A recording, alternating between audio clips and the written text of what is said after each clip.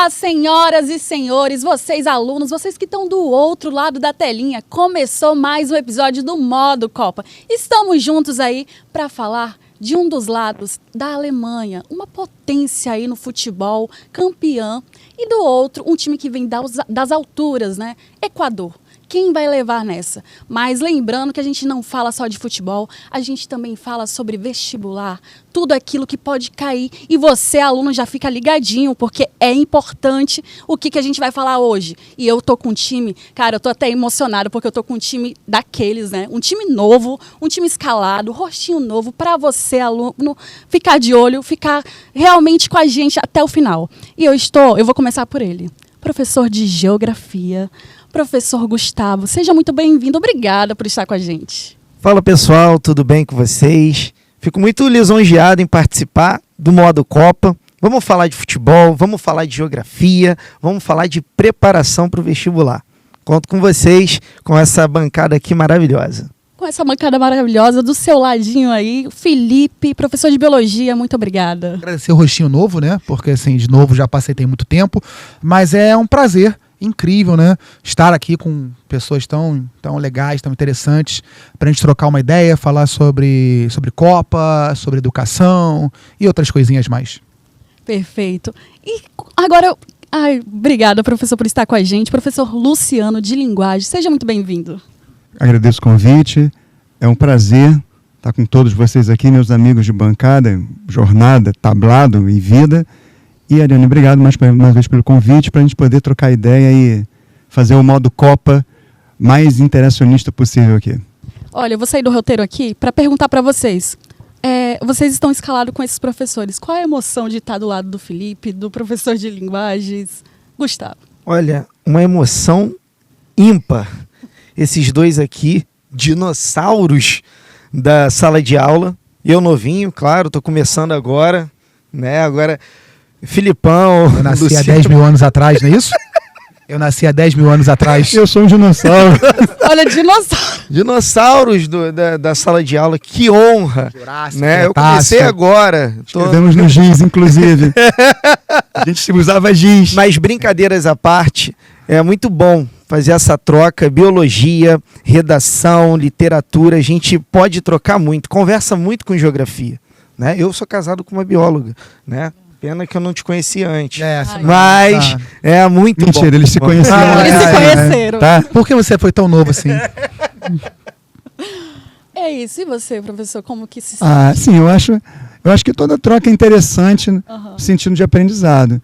E conviver, por exemplo, com o Felipe. Felipe, conforme o Gustavo falou, é de uma era antes de pensar o ontem, inclusive, né? E toda troca é válida, porque assim você consegue transferir conhecimento de uma forma agradável, saudável, jocosa, que é isso que a gente quer fazer aqui nesse episódio com vocês aqui. E você, Felipe, conta pra gente por estar com esse time escalado também. Eu queria falar que eu tô sofrendo bullying com essa questão da idade, né? Mas eu estudei junto com o Paulo Freire, era só um detalhe só, mas não significa que eu sou uma pessoa de mais idade. Mas eu estava falando anteriormente, estar com pessoas inteligentes, pessoas que dominam, que falam, né? É muito interessante, acrescenta muito, né? Então, eu acho que vai ser um dia incrível, vai ser uma gravação incrível e tem tudo para ser um programa maravilhoso, ímpar. Emocionante, por isso que a gente pede... Eu vou jogar para vocês. Pede para se inscreverem no nosso canal. Gustavo, vai. Galera, não se esqueça, se inscreva, Modo Copa, você vai encontrar aqui futebol, dicas, preparação para o vestibular e aqui a descontração entre os colegas aqui de profissão, entre os professores. Se não se inscrever, não vai passar no vestibular. Roguei praga. Eita, É isso. Vamos amenizar a situação, vai passar sim. Eu vou confirmar o que eles falaram, mas só um detalhe, eu não vou acrescentar muita coisa, só vou dizer o seguinte: qual lugar que você vai encontrar tanta gente boa assim? Então vai, se inscreva, e ao se inscrever, chama um colega, chama um amigo, compartilha, é isso que faz o vídeo crescer, viralizar e a gente virar um sucesso, mesmo com o Felipe. Com certeza com o Felipe. Eu vou tentar de tudo para não. Mentira, brincadeira. Corta a edição, corta. E agora, pensando na sua disciplina, a gente vai falar sobre a Alemanha, Equador, um jogo assim que vale o que esperar, né? Eu até falei nos bastidores, gente, vocês entendem de futebol? E aí, o que vocês acham? Porque a Alemanha aí é uma potência, uma campeã. Eu acho que você de casa ainda lembra comigo, porque eu chorei, gente. Sendo bem sincera, eu chorei. Eu acho que foi traumatizante, não só pra mim. Lá vem ele de novo, lá vem ele de novo. 14. Passeio. Liguei a televisão e era gol pra todo Quem lado. dirá? Do Brasil, Gol. 7-1, infelizmente. Mas e aí, esse ano, o que esperar de Alemanha? Eu queria agradecer só o Oscar por não ter comemorado aquele gol, né, cara? Porque assim, seria deprimente, né, o gol 7-0 comemorar, porque tem jogador que faz isso, né? Tá 3-0, 4-0 pro time, o cara faz o gol e sai comemorando. Eu falo, gente, por que isso? Dá 3-0, 4-0. Então agradecer, Oscar, obrigado por ter feito o gol e não comemorar isso. Valeu a pena, né? Não valeu a pena não, porque foi 7, mas tudo bem. Foi 7. Eu já desliguei a televisão. Não valeu a pena não, mas tudo bem. E você naquela época? Então, tava na casa de familiares, tava na casa do meu tio, e o meu tio é aquele que torce, mas torce contra. Eu avisei, olha lá. Eu sabia que isso acontecia, é o famoso eu sabia. Eu sabia. Né? A Alemanha é uma camisa, é uma seleção em que a camisa ela enverga o varal. Pesadíssima, sempre vai entrar na Copa como favorita. E eu vejo muito por esse lado. Pode não ter feito um ciclo maravilhoso, mas na hora da Copa, na hora dos jogos, eu acredito que seja ampla favorita. Eu tinha até visto uma postagem esses dias de um argentino, acho que foi no Instagram, que ele falava assim, a seleção argentina foi a primeira a erguer essa nova taça, né? Porque o Brasil ergueu a Jules Rimet 3 vezes e a Argentina foi a primeira... Não, foi negativo, eu fui lá corrigir ele. Quem ergueu essa nova taça, bonita pra caramba, por sinal, foi a Alemanha. Se eu não me engano, 74... 7-4 Beckenbauer, né? 7-4, aí teve 90. depois 90 e agora 2014. Então foi a primeira seleção a erguer 3 vezes. Sim. Então eu corrigi lá o argentino. Falei, não é assim que funciona, não. E a Argentina tem aquele 78 ali que é meio... deixa pra lá. Não. Deixa lá pra que não quero ser cancelado, vai lá. Professor Luciano, você tá de Alemanha. Conta pra Eu tô de alemão, eu sou o alemão mais rubro-negro que existe, é que a camisa é pesada, porque vocês se lembram qual era a cor da camisa, inclusive. Mas eu acho assim que, olhando por um prisma maior em relação à questão da Copa do Mundo, o evento Copa do Mundo é muito interessante porque você não discute só o futebol. Sim. Né? É uma Copa diferente, é uma Copa com muitas seleções, algumas exóticas, né? Curaçao, por exemplo, que as pessoas achavam que era o nome de uma bebida. Não é nada de bebida, Curaçao não é uma bebida. Mas é interessante você pensar como que isso tudo vai acontecer no sentido da comunhão, né? Porque a Copa do Mundo, na verdade, é um grande processo de comunhão de países, de ideias, de propostas, de dissidências. A gente vê, inclusive, uma questão do Irã, essa polêmica em relação se vai ou não vai disputar os jogos, embora a gente saiba que a força da FIFA é muito grande para isso acontecer. Mas eu acho que a gente tem que pensar, já que você perguntou sobre a questão dos 7-1, o seguinte: a gente vive um 7-1 quase todo dia. Então o 7-1 foi, na verdade, um resultado pífio, um resultado complicado, mas eu acho que ele expressou para a gente naquele momento, enquanto brasileiro, o que a gente tinha que pensar desse nosso futebol, dessa nossa cultura, dessa cultura um tanto quanto prepotente de que nós iremos conquistar tudo a toda hora, a todo instante. Então, eu acho que a nossa bola, ela deu uma baixada, mas em compensação fez com que nós tivéssemos um senso crítico muito mais apurado em relação às coisas que acontecem no nosso país, e todo dia nós temos, infelizmente... Futebol é político, né? O futebol, futebol é reflexo da sociedade. Quem diz que o futebol é a ociosidade do povo, definitivamente vocês não pegarem conhece diversos o que o fatos futebol históricos estão relacionados intimamente, diretamente ao futebol, né? A gente vai citar aí N fatores aí da relação do futebol com a história, né? A gente tem lá, por exemplo, eu estava assistindo há tempos atrás um documentário bem interessante, acho que é da ESPN, que ele fala sobre quando dissolve a Iugoslávia, né? Sim, verdade. E o estopim é um jogo entre dois times, um da Croácia e outro da Sérvia, que é uma briga generalizada, né? E ali os caras resolvem ali brigar, tanto é que os torcedores vão pro fronte, cada um representando o país, né? Tem lá os padeiros de Kiev, lá, a história maravilhosa de um time da União Soviética, jogaram contra os nazistas, venceram os nazistas, mas no final tiveram um fim trágico e tal. Então, assim, o futebol é muito político, né? É muito político, e eu acho que essa nossa discussão aqui, ela está justamente pensando, né, nessa questão, né? vamos falar dos conhecimentos específicos de cada um, mas esses contextos são muito interessantes para que nós nos propusemos a falar sobre o que está no contexto do futebol e que muitas das vezes a gente vai, assiste, torce e tem que reconhecer que por detrás disso tudo tem uma história a ser contada. Tem uma história a ser contada e é por isso que eu vou já jogar a bola para o nosso professor de geografia falar sobre Alemanha, Equador. São países totalmente diferentes, questão economicamente, né, falando.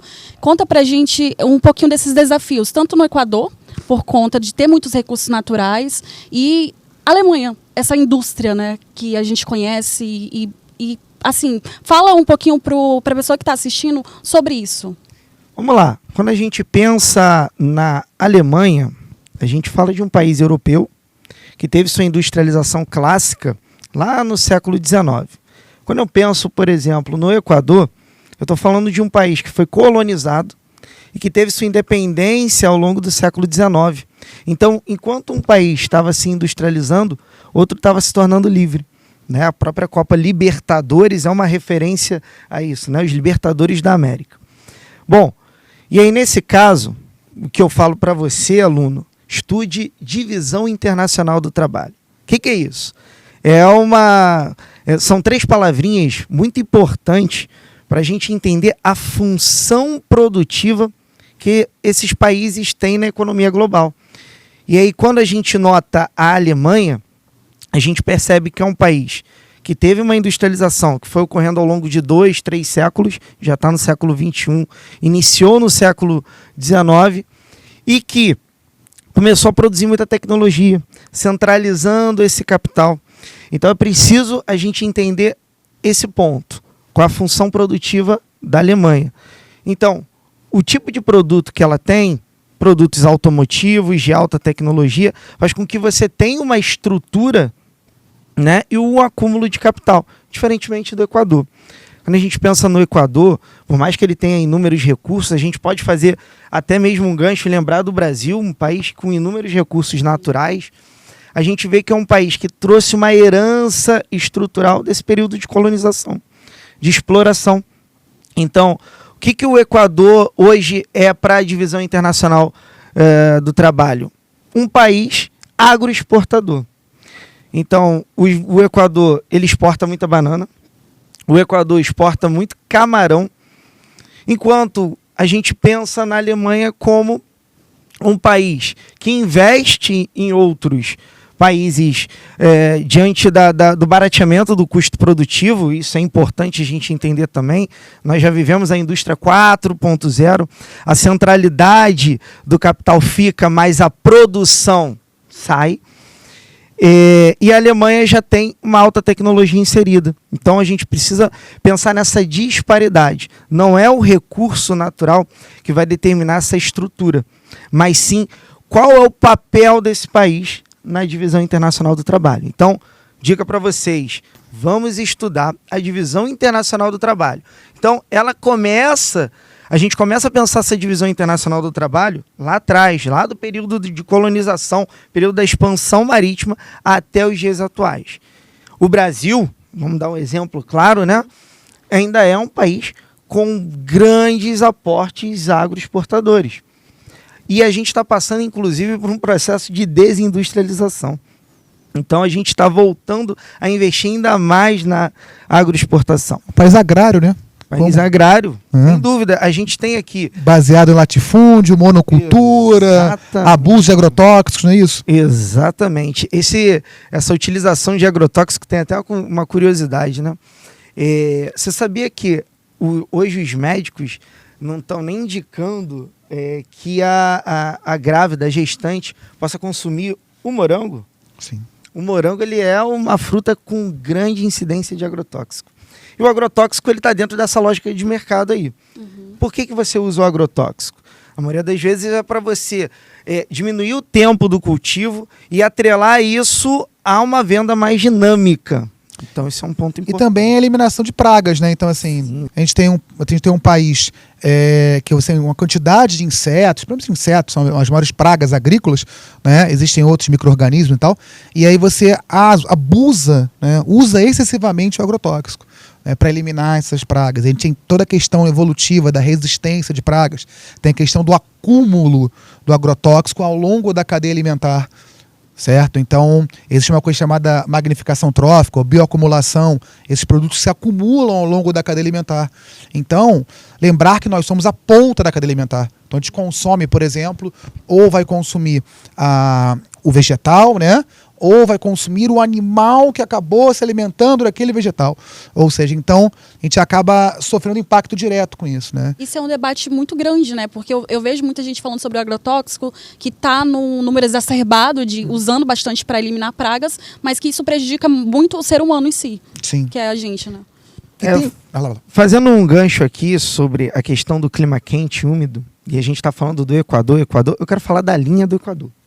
A linha do Equador, né? Antes do Djavan, né? Que você Excelente, excelente. A linha do Equador é o paralelo que divide o hemisfério norte e o hemisfério sul, e lá a gente tem a convergência de ventos úmidos. Isso faz com que forme uma zona conhecida como Zona de Convergência Intertropical.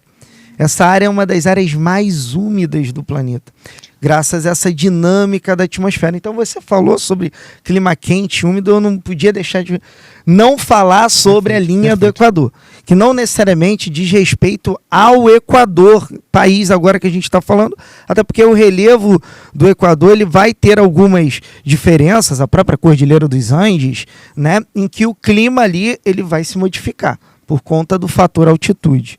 Você queria... Eu estava te atrapalhando aqui. Não. Eu vou pegar o gancho de falar de altitude, né? A gente pode falar de quanto é problemático, né? Já sabia que ia entrar a história da LDU. Eu vou pular essa parte da LDU, porque tem Recopa. Tem Recopa, eu ganhei no Maracanã da LDU. Não é Maracanã, então não tem problema não. Tudo bem que foi o gol do Traíra lá do Palmeiras. Mas, assim, pegar esse gancho da altitude, né? Porque o Equador tem isso, é uma geografia bem... intensa, diversificada, né? Então a gente tem essa região de floresta, tem a região da altitude, né? E quanto é nocivo, quanto é complicado para um atleta jogar em altitude, né? A gente está falando de uma região, eu costumo brincar para traçar paralelos, né? Por exemplo, Quito está a 2.500, 2.600 metros de altitude.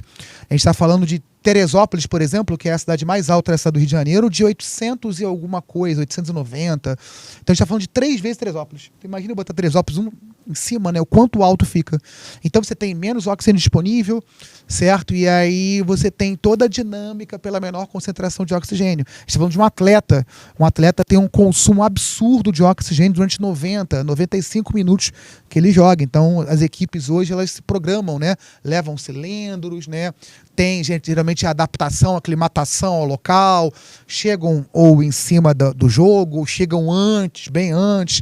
Então, tudo isso em relação a interfere, por exemplo, se fosse o país sede, lá o Equador, muita gente ia... Interfere muito, né? Assim, porque a adaptação é muito complicada. Até para eles a adaptação é muito complicada, né? A gente vai pensar, por exemplo, é muito cultural lá deles o chá de coca, né? O cara lá faz um chá, como faz um chá mate, como gaúcho aqui na Argentina, vai ser um programa nosso mais à frente, né? Ele usa o chá de coca. Para quê? Não é uma questão de amortizar, diminuir os efeitos da altitude. Expande os brônquios, né? Os brônquios, olha ele. É verdade. O fator casa durante as eliminatórias, né, pela seleção do Equador foi primordial. Eles jogavam na maioria das vezes em Quito, porque também tem Guayaquil. E aí, né, teve um time lá que ganhou em 2022. Eu ganhei no Maracanã. Você estava lá? Eu estava no Maracanã. Deixa pra lá. Em Guayaquil, a gente já está ao nível do mar. Então, isso já corresponde muito a essa diversificação geográfica, né? Porque Guayaquil está a nível do mar, então o fator altitude acaba não atrapalhando. Mas em Quito, nesse contexto, foi muito importante para o Equador na classificação para a Copa do Mundo.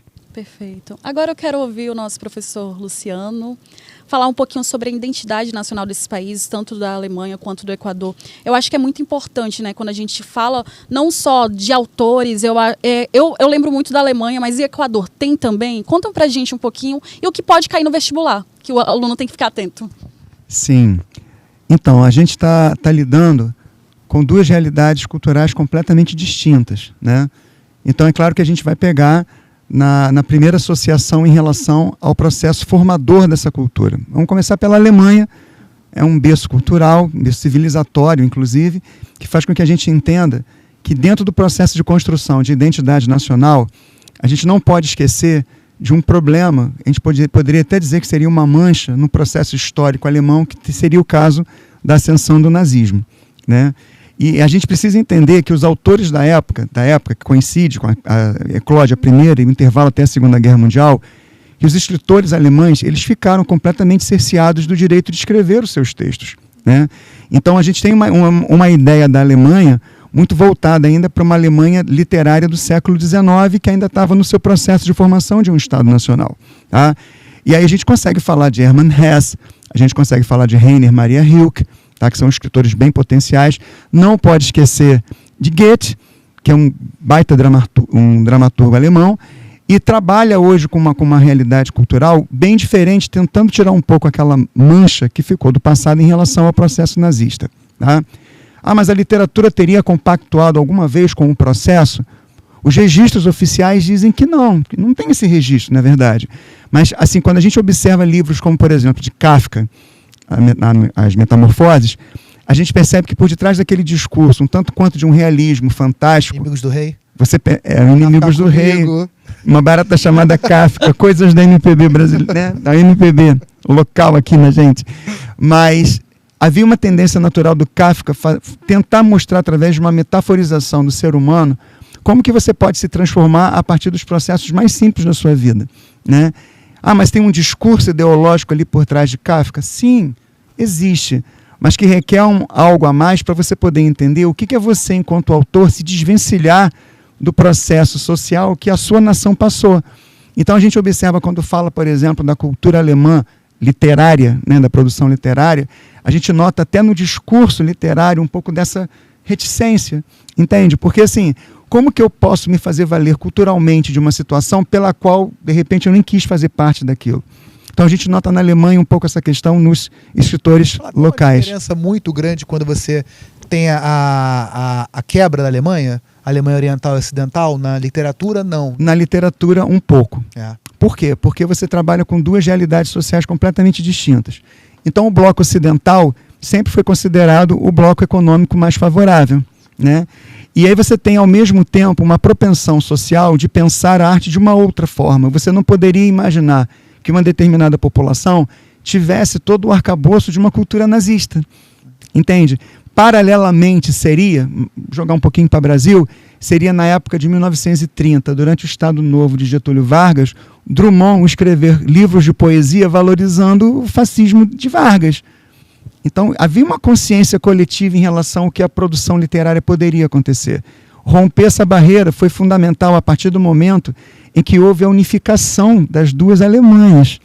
Então, quando você tem um processo de unificação, e no futebol a gente nota isso a partir do Leipzig, que é uma equipe alemã que rompe um pouco essa fronteira, inclusive o Leipzig é o único time da Alemanha que foi comprado por uma empresa e é o time mais detestado da Alemanha. Eles odeiam, né? Eles odeiam o Leipzig. Todo jogo tem faixa, tem... Existe uma cultura muito forte na Alemanha de pertencimento. O time é da Bavária, o time é de Munique, o time é de Düsseldorf, o time é de Stuttgart. Então eles têm uma ideia de pertencimento. Então eles não aceitam o Leipzig ter sido comprado por uma empresa multinacional. Né? Que tem essa tendência de comprar outras equipes ao longo do mundo. Então a gente nota que isso na Alemanha é muito rígido. Se desvencilhar disso foi muito comum a partir da quebra da questão da divisão das Alemanhas, e hoje você vê uma Alemanha muito menos ressentida desse problema e vê com uma produção cultural e literária muito mais com essa questão desse comércio, dessa visão que a Europa tem sobre si mesma. Então ela tem uma visão muito crítica sobre isso. Sobre o Equador. Olha, é difícil você pensar assim no conhecimento coletivo de escritores equatorianos, tá? O que nós temos, na verdade, você tem o marco deles, tá? E você tem também a questão contemporânea. Só que esse marco deles é um marco muito voltado para a literatura que a gente chama de indigenista, que não tem nada a ver com a nossa literatura indianista, tá, galera? Não tem nada a ver com a literatura de Zé de Alencar, com a literatura dos Exupéry e das Cecis da vida. Eles trabalham muito a questão, no Equador, da cultura primitiva. Então, eles pensam necessariamente assim. Então, onde é que está a nossa essência para poder trabalhar a nossa história? Então, além de trabalhar com a literatura, a contemporânea, tá? Eles procuram trabalhar com a literatura muito mais voltada para a crítica social em função dessa pobreza social que o Gustavo vai falar com vocês. Eles procuram recuperar valores históricos deles através dessa posição indigenista, que não é para trabalhar necessariamente com a formação dos povos primitivos, mas é justamente enaltecer a miscigenação. Então, como o Equador é um país que tem também uma população negra muito ativa, né, e percebe-se isso através até mesmo das equipes de futebol, que tem bastante representatividade negra, a gente nota que nessa literatura eles querem fazer uma recorrência à sua história, mas não excluindo determinadas raças, entende? Então lá se entende o conceito de multifacetado de cultura, que se traduz numa literatura, infelizmente, muito local. Nós não temos acesso a essa literatura. É uma briga contra a marginalização de algumas Mas isso etnias. é muito da literatura hispano-americana, sabe? Porque assim, a gente sabe escritores colombianos, o Garcia Márquez é colombiano, a gente tem o Mário Vargas Llosa, que é peruano, a gente tem o Julio Cortázar e Jorge Luis Borges, que são argentinos, o Mário Benedetti, que é uruguaio, mas nós não temos o registro, assim, cânone de escritores equatorianos para nos contar essas histórias que eu estou contando aqui para vocês nesse nosso episódio. Então, para você falar sobre os escritores, sobre o discurso equatoriano, você encontra a Mônica Ueda, tá? Que ela é nossa representante contemporânea. Ela tem ali ela belisca um sucessinho, não é pejorativo, tá? É um sucessinho em relação a países andinos, tá? Para poder dialogar com essa questão primitiva, mas você não vê nada furando a bolha para poder chegar num círculo mais Mas não tem muito mundial. essa questão de também tempo de país, né? O tempo Eu de história. acredito que sim. Porque a gente está pegando uma nação, por exemplo, a Alemanha, que é uma nação antiquíssima, né? Com, teoricamente, não que o Equador não seja uma nação antiga, né? Mas existiam povos originários lá, né? E a gente tenta, Exato. geralmente, apagar essa história dos povos originários. É a questão da a história que a história não conta, né? Sim, exato. Isso é mesmo. uma crítica que existe. Eu, como um grande fã de samba, né? O Samba da Mangueira é Um excelente ritmista, tá, gente? Muito, ó. Não Excelente sabemos ritmo. disso. Furiosa, da Furiosa. É o cara. Não é Cria, pouca coisa cria de não, Vila tá? Isabel, menino. Cria de Vila Isabel, andava Silva Teles ali, né? Inclusive, o arroba dele vai estar aqui embaixo. É, isso aí. Então, Não me arruma um ingresso pra Sapucaí, mas tudo bem, deixa pra lá. Deixa eu lá. Não, mas não foi o camarote, você não recebeu, não? Não. então. Frisa, não. Enfim. Eu fui eu fiquei todo... Mas é isso, a história que a história não conta, né? Dos povos pré-colombianos, isso a gente sabe muito pouco. Verdade. Né? A gente tem essa noção, o imaginário, o senso comum tem esse pensamento de não, porque a Alemanha, a Europa, porque a história é contada a partir da visão eurocêntrica. Então isso é um contraponto que a gente precisa fazer, né? Trazer isso. O samba traz muito isso, né? Com essa questão sim. de reforçar, né, as etnias africanas e outras etnias. Exatamente. E talvez isso, na questão cultural do Equador, seja um pouco prejudicado, porque você não tem expoentes culturais para traduzir essa intenção. Então a literatura ela acaba sendo vista como a chamada literatura marginalizada por uma relação hispano-americana que coloca o Brasil no centro de um continente. Então, infelizmente, essa questão acontece aqui na América do Sul.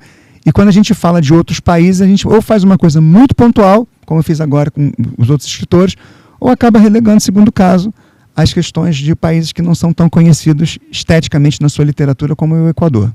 Perfeito. Você até puxou o gancho para que ele falou sobre o desafio social, né? Questão do Equador. Conta pra gente um pouquinho dessa discrepância. Então, quando a gente pensa em Alemanha e Equador, a Alemanha, principal economia da União Europeia, inclusive, a gente está em 2026, 10 anos do Brexit. 10 anos do Brexit, atenção. Saída do Reino Unido da União Europeia. União Europeia que é o maior bloco econômico de países aí no mundo todo. E a Alemanha é a principal economia. Vem logo em seguida a França e a Itália. Rachou lá a Escócia, Irlanda, essa briga do Brexit, Isso, né? essa briga mesmo. É. Porque era um casamento que nunca deu certo entre Escócia e Reino Tem uma Unido. questão religiosa aí, né? Exatamente. Origem, religião, mas só vamos deixar para um próximo episódio, né? Enfim, em relação à Alemanha, essa disparidade ela fica evidente. A gente tem o maior PIB da Europa contra um PIB modesto do ponto de vista latino-americano. O próprio presidente do Equador, ele é fruto disso, Daniel Noboa, que é o presidente, o pai dele era um grande fazendeiro exportador de banana. Então está muito vinculado a essa agroexportação e essa falta de diversificação na economia. Isso acaba criando, como eu falei, uma herança estrutural de grande desigualdade social, né, que a gente encontra no Equador, e em contrapartida na Alemanha ela acaba sendo um polo de atração imigratória. A maioria dos fluxos migratórios que acontecem na Europa, eles são destinados às duas maiores economias de fato, que é a França e a Alemanha. Então essa disparidade ela fica muito evidente nesse aspecto. E não só nesse aspecto, também na literatura que a gente viu. E professor, eu estou até curiosa, porque você também, como faz, né, redação e tudo mais, pode cair algo envolvendo isso, ou a questão da Copa do Mundo? O que o aluno tem que ficar atento em relação? Olha, especificamente dos nossos 2 países desse episódio, acho pouco provável. Tá? Os temas do Enem são temas muito nacionais, de problemáticas aqui do nosso 7-1 de todo dia. Isso. Né? Então, o que a gente pode exportar um pouquinho de ideias pensando em Copa do Mundo é a questão da imigração. Eu acho interessante tocar nessa questão, porque a gente vê que os Estados Unidos, o Canadá e o México, eles precisam se preparar para receber povos de diferentes culturas. A gente sabe que existe uma questão comercial muito claramente embutida na Copa do Mundo. Mas é o entendimento de como que essas pessoas vão ficar 40 dias a Copa do Mundo esse ano. Isso, é um pouquinho média mais, né? 40, quase 2 meses. Tem mais né? seleções. São 48, né? 48 seleções. Aumentaram em 16 seleções. Ao entendimento de que realmente vai ter que ter esse fluxo migratório muito grande nos países. E seria muito curioso saber como que seria, por exemplo, você torcer para um determinado país, numa determinada arena, em que você seria um tanto quanto hostilizado pela sua questão sociopolítica, sociocultural. Sabe? Então eu acho que tocar nessa questão sobre os problemas da imigração, mas trazendo um pouco dessa questão da Copa do Mundo para a realidade brasileira, seria muito interessante a gente pensar numa questão mais local, tá? Que acontece aqui no Brasil. Sobre outra questão em relação à Copa do Mundo que a gente poderia tocar, seria o pensamento em relação às diplomacias. Tá? É claro que o Enem, quando vai falar de um tema local, a diplomacia local é completamente diferente da diplomacia internacional. Tá? Mas é o entendimento do outro. Eu acho que essa questão de saber se colocar no lugar do outro, que é o conceito de empatia, faz a Copa do Mundo deixar isso muito bem refrigerado na nossa mente. Entendeu? Como que é o entendimento, que é até um lema da FIFA, que é o respeito, né? Como que isso vai ser colocado em prática em relações sociais que são tão difíceis de acontecer no nosso dia a dia.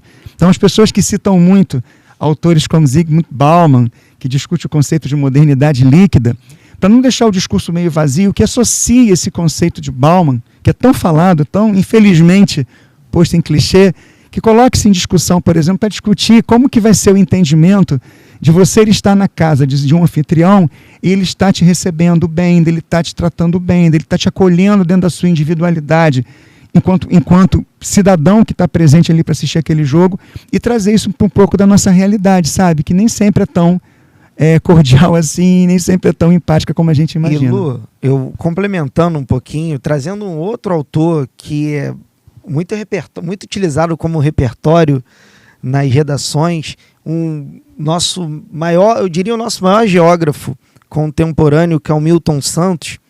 Ele escreve um livro chamado Por uma Outra Globalização, que ele vai questionar essa ideia, esse imaginário coletivo sobre o que é a globalização, ou seja, a globalização é a integração, né? O aumento dos fluxos de mercadorias, de pessoas, de informações. E uma síntese disso seriam esses mega eventos, as Olimpíadas, a Copa do Mundo.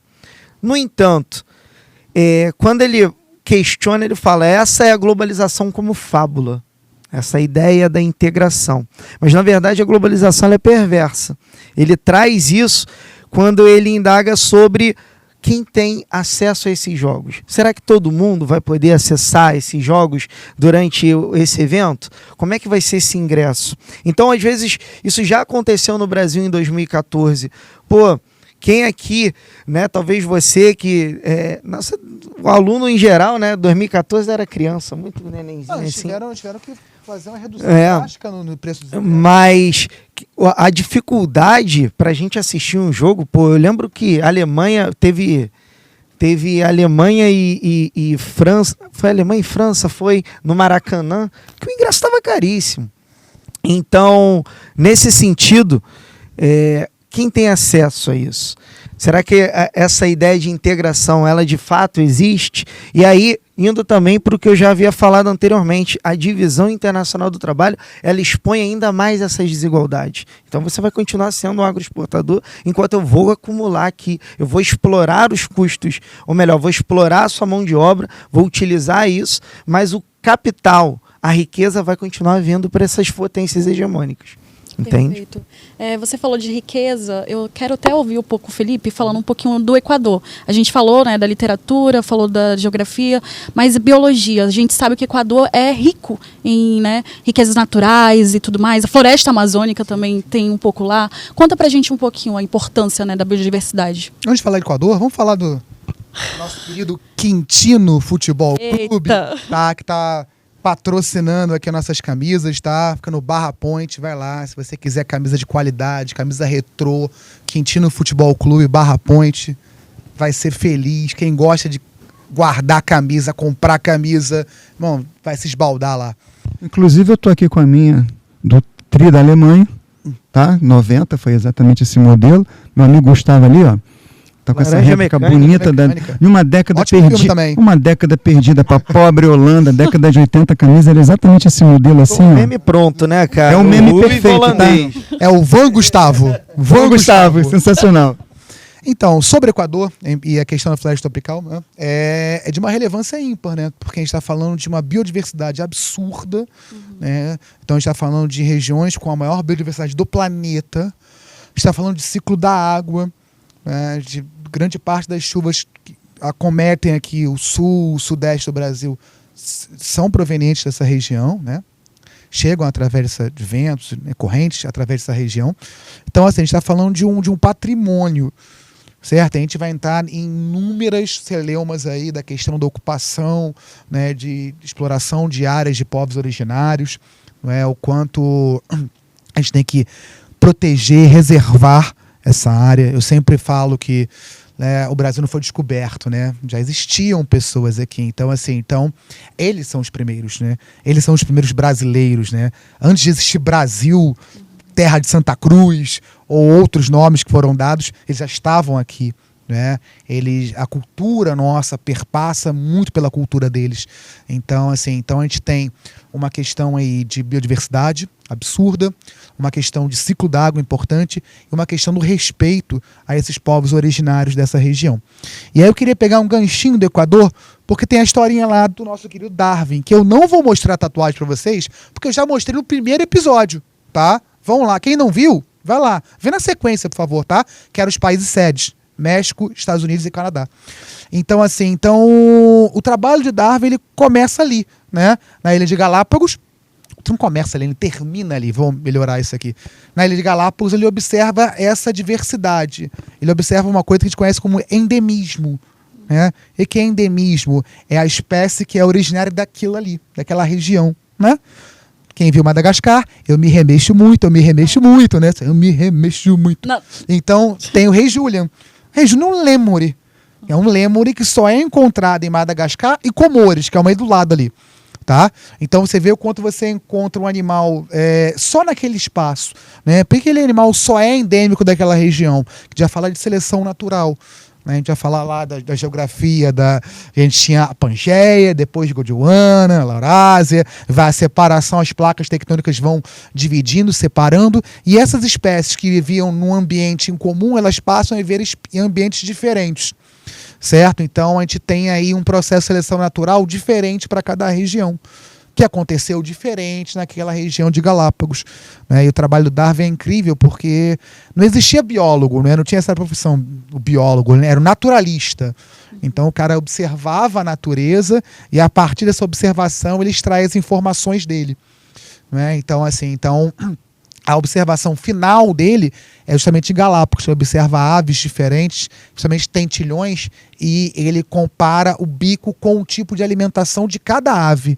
E ele a partir dali, ele perfaz, né? Projeta, demorou um pouquinho, porque tinha uma questão religiosa aí. Darwin era para ser padre, ele estava naquele caminho já, ele muda um pouco a ideia dele, tá? Ele leva um tempinho para publicar a obra dele, que é a seleção natural, que é a origem das espécies, né? Da onde ele propõe a ideia da seleção natural. Então a gente tem aí uma história muito forte no Equador, né? A biologia está muito forte no Equador. Muito presente. E quanta riqueza, quanto conhecimento, né? Eu até agradeço muito aos professores, muito obrigada pela presença de vocês. Quero um momento de descontração, porque antes de a gente terminar, eu quero um momento palpite de vocês. Alemanha, Equador, qual o placar, professor Luciano? Olha, futebol dizem que não é uma Vai ter ciência gol do Plata? exata. Gol do Plata? Tem Vocês que ter gostam gol do do Plata? Tá? Tem que ter gol do Plata. Mas futebol, dizem que não é uma ciência exata, mas o poderio é muito discrepante. Então, assim, deixando a nossa paixão hispano-americana de lado, nossa paixão latina de lado, a Alemanha é grande favorita, com certeza. Quanto? 2-0. Tá, palpite. Você, professor de... Eu gosto de jogos animados, né? Como eu vou ver o jogo sem essa questão de torcer, né? Então, assim, vou apenas 4-3 Alemanha. Um jogo animado. Bailarino. 7 gols, né? Um jogo Placar animado. bailarino. Eu quero caos. Eu quero animação, entendeu? Essa emoção. É isso, eu quero algo emocionante. E você, professor? Você sabe, Eric, que eu sonhei que o Plata fazia um gol. Sonho. Sonhou? Né? No sonho, o Plata eram 48 do segundo tempo. Nunca dá certo isso, não. Desculpa, O pessoal sonha no desculpa. bicho não dá certo. Lembra Olha também. só, Deixa eu falar. 48 do segundo tempo, bola cruzada, bate e rebate para um gol do Equador. Plata marca. Final 4-1 Alemanha. 4-1 Alemanha, isso aí, perfeito. Toda uma emoção pra falar ainda que vai ter mais o quinto Alemanha ainda. Tem o quinto Alemanha no final ainda, só pra terminar 5-1. 7-1 Alemanha. Ai, não Alguém tem lembro. perda de 7, né? Não, Por o Brasil favor, já né? fez isso, tá bom, Por tá bom. favor, Tá né? bom. Muito obrigada, professores, pela presença de Obrigado a você. vocês. Muito obrigada Muito mesmo. Eu que agradeço. Se inscrevam no canal, porque tem muito conhecimento, muita coisa que eles falaram que pode cair nos seus vestibular, no Enem. E Temos diversos programas, né? Assim, temos, gente. se quantitativo de programas, de assuntos, de pessoas diferentes. É um canal incrível. Perfeito. Muito obrigada pela sua presença, pela sua audiência e até o próximo episódio.